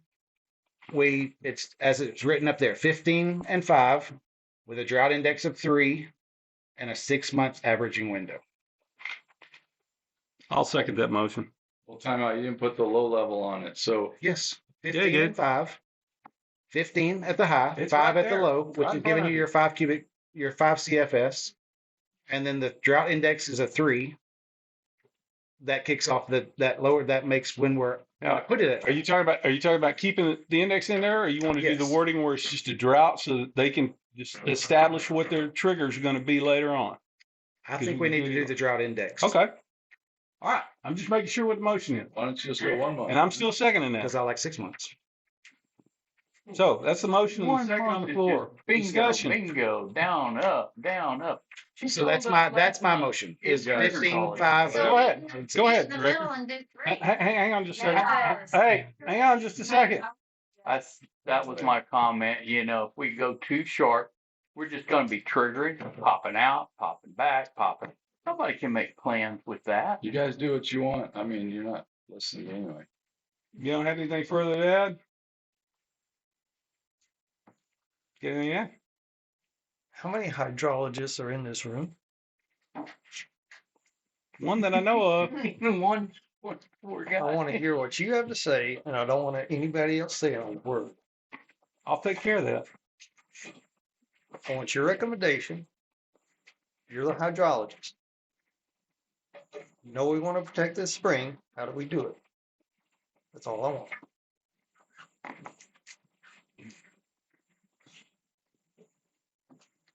I've unfortunately been exposed to some Facebook messages this go around. I want your opinion. Forget about everything else. I want your opinion on how. That has influenced my opinion because I know the community's voice does matter in all this. As it relates to the lower trigger here, I think it's going to lead to more headaches and heartache down the road here. I think the lower trigger makes a lot of sense for a variety of reasons. Mainly, we know during drought, spring flow is lower. It gives us an action line of what we should think is a hard stop. Historically, we know that it's not a hard stop. Historically, we know that there are times when it falls below. So what I think it's going to do is it's going to create a line in the sand. And that's my concern with the 2-tier with this type of setup. But I believe that thinking about that high number is extremely important. This low number, I think, is obviously achievable. But my personal opinion is it's going to lead to confusion. One of the concerns with the existing DFC is it's confusing. When we go with 2-tier, we're creating more confusion in terms of how we evaluate the DFC. What Director Schott was just saying, 1 month up, you're on, 1 month you're off, 1 month you're on. I mean, we're going to have alarm bells going off 1 month, everything's fine the next. Alarm bells going off the next, everything's fine the next. So thinking about this community and how people are going to react to this DFC, that's slightly concerning. Now, as it relates to providing us more teeth down the road for management tools, management strategies, based on some of Greg's comments, I think it gives us more teeth down the road when we start developing tools. Do I think it's necessary to still put those rules in place? No. this is a DFC, which is a desired future condition statement. It's not part of the rules that y'all manage by. And so really thinking about this as a hydrogeologist, the 1 tier accomplishes everything that we want to accomplish as a GCD. But I understand that there is a need to consider some sort of minimum spring flow based on community input. I think this works, but I think it's going to lead to a lot more frustrating conversations down the road. As a hydrogeologist, the aquifer doesn't care about this. The aquifer cares about the rules that this district makes, the management philosophies that this district embodies. That's what's ultimately going to impact spring flow. This is just a waste of 6 months of our time. I understand why it's important. I understand that there has been a lot of misinformation over time as it relates to the DFC that has led to why we are where we are today. So my vote is for minimizing any potential confusion. Let's keep this as simple as possible. The 1 tier protects the spring just as much as the 2 tier, in my opinion, as a hydrogeologist. So my personal opinion is to go 1 tier. So that's my long-winded answer. Oh, that's good. That's what I asked for. I don't want to hear somebody else's opinion because that's irrelevant to me. Your opinion is what counts. Okay? So I'm going to be for the 1 tier. I'm on board with that. That's Okay, that's not the motion and second that we've got on the floor. We've got a motion and a second on the floor for 2 tiered at 15, 5, 5, 3, and 6. And that's what we're going to take a vote on. So to be clear, what Lewis's motion for was what you're seeing right here. A 2-tiered system with 5 on the high, 50 on the high, 5 on the low. All those in favor, raise your right hand. All those opposed, same sign. Motion fails. I'm going to move that we go to a 1-tier system with 15 CFS and a 5-year averaging window. Second. Any discussion? For discussion, may I ask that we plug in? There's no discussion from the audience. Since we would have met that in the last 5 years. There's no discussion from the audience on this. We've already run it. She'll put it up, but there's no discussion at this point. Anybody on the board want to bring anything up before we call a vote? Let's see, that was for 15 at 5-year average. Second one. All those in favor, raise your right hand. All opposed, same sign. Motion carries unanimously, 5-0. We got a new DFC. Item number 6, discussion possible action. Oh, thanks. No, we got to cross the finish line. At least we did something. So I told you my goal was to get us across the finish line. yeah, it's good. So Now, we're getting there. number 6, discussion possible action, contract budget amendment with Freese and Nichols. Now we got to agree to pay him for everything we told him to do. So I am going to start this with a move that we approve this. I motion that we approve this. second. How much is it? Okay, now let's talk about it. No, we ain't cutting to a vote. You can negotiate. I could provide a comment. You have a military discount? So the number we provided is a not to exceed number. What I did is I provided a number that I think is much higher than what we need, but I provided that number. This is a not to exceed. I'm not going to do anything I'm not asked to do because I wasn't sure which way we were going to zig and zag over the next 2 or 3 months here. You didn't know how much more we were going to make you do. And so I didn't want to have to come back a month from now and ask for another one. Right. And so it was to cover all expenses, and this is through the planning cycle. And so I'm not expecting to have to come back again. I do have another question, Wes, if I could. Are we good for the planning cycle, or do we need to have another meeting for the MAG? Or like you can go to GMA 7 now and get Bill what he needs and do the explanatory report and let's go? This budget amendment covers all that, yes. Right, and the DFC that we just voted on that's what he was asking. If we got to go back and do anything else on the meeting about DFC. the MAG is going to be 9,000 or 7,000 or like. That's a board decision. We can tell you exactly what the MAG would be based on our preferred approach at this point in time. which is, I don't unless think we should probably vote on that, but just, yeah, if we could have that number, that'd be cool. And we don't have to vote on it because ultimately TWDB decides. We what don't the actually value is. vote on the mag. Right. I So don't know. that's We it. can, but we We're, don't we're decide. gonna write a report that supports this right Okay. now, and there'll be language in there that supports what we believe our Yes, preferred. my, concern is that we're on the timeline, we keep like, we We're do gonna what s- we need to do to give you what you need to do to get it done. We're gonna whatever. start writing this report now tomorrow, and with the hopes of potentially getting it in front of this board at the next board meeting. I personally won't be here, but at least the board would be able to see it. Okay, and you're gonna be at the GMA 7 whenever they meet. They meet on the 18th, so right now we'll start preparing slides to present this to GMA 7 on the 18th. Thanks, sir. What we did is get him off and running. Now you got to go to work. Yeah. Here we go. Okay. So That's worked. any other questions on the contract budget amendment with Freese and Nichols? No questions. Okay, we're going to call a vote on it. All those in favor, raise your right hand. All opposed, same sign. Motion carries 5-0. Let's see, David, you made that. And I seconded it. All right, number 7. And I am so sorry, Alma. Discussion possible action tire disposal. Hi. I should have got you caught. My name is Alma Gutierrez. I am a grant writer for Kinney County and the city of Brackettville. Both entities have the opportunity to apply for a grant, solid waste grant through the COG, through Middle Rio Grant COG.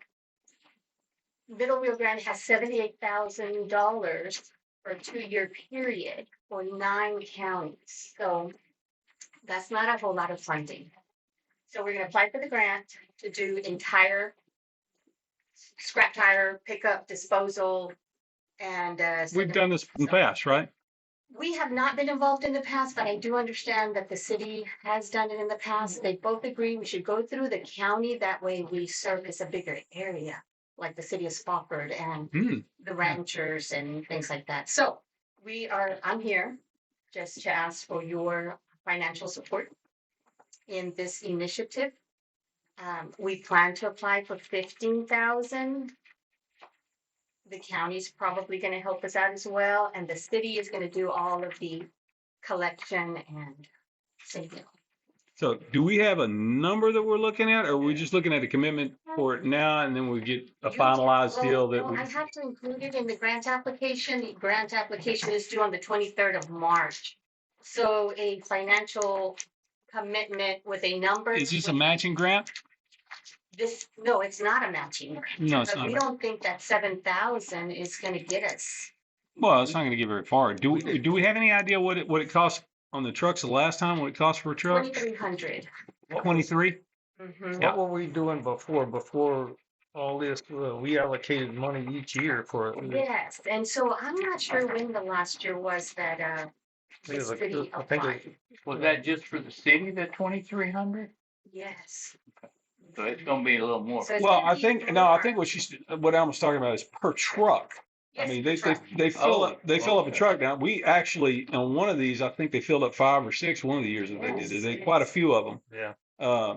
So if we're looking at trucks, I say, they don't know you're gonna go for a grant for 7,000. We don't know how many people are gonna bring in tires or anything else. They're going to the entity saying, hey, if we use up the 7,000, will you pay for another truck or 2? My apologies, we're gonna go after Right. 15, but the last time they only Well, received 7. Okay, yeah, okay. I'm sorry, I misstated it, but I mean, the grant amounts, they're gonna ask for more, but what they're looking for is support from the groundwater district who's participated in these kind of programs. The city is gonna do the collection and the county participation from them. So they're looking for backup money and commitment that if we go over, let's say we do get the 15,000, okay? Yeah. And we load up a dozen trucks, we're not gonna have enough for the 15. So they're looking for entities to kick in to cover the extra trucks and get rid of the old tires that make all the mosquitoes and all that stuff. We've done this in the past. I don't have any problem doing it. I'm sure that we can afford a couple of trucks. So I don't have. We spent on that last. I mean, even the years that we did it was it was substantial.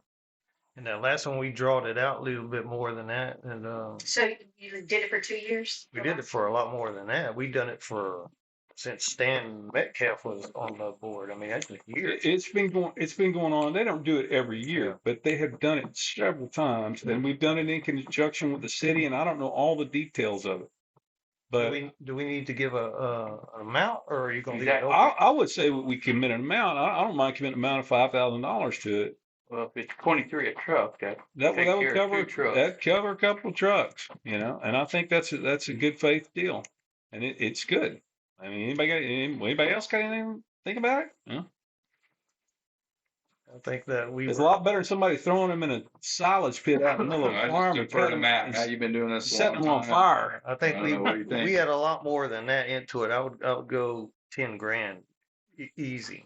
But that's my opinion. I mean, we've done more than that. I don't have a problem with that, just due to the fact that just because we commit to potentially spend for 4 trucks, doesn't mean we're going to get 4 trucks. Yeah. And it doesn't mean our money gets spent first. So I don't have a problem with it. It's the board's pleasure. Make a motion, we'll go. I'll make a Who's motion. it helping? The city mostly? They do. County, the city, It's that's who it's everybody. helping? It's everybody. I mean, It's- the No, no. people of It's this a county. combination of the county, the city, and us, And the city of Spofford, that's. and the key down. city of Spofford. I so move for 10,000. I second that. We have a motion and a second. Any further discussion on it? For $10,000, to commit up to $10,000 to help pay for the tire disposal program that's going to be put on by the county, city of Spofford, city of Braggartville, and ourselves. Any further discussion? Not, those in favor, raise your right hand. Say it the right way. Those opposed, same sign. Motion carries unanimously. Thank you so much. You are most welcome. I'm sorry we made you wait so long. See you all. Thank you. I would entertain a motion to adjourn. So moved. Second.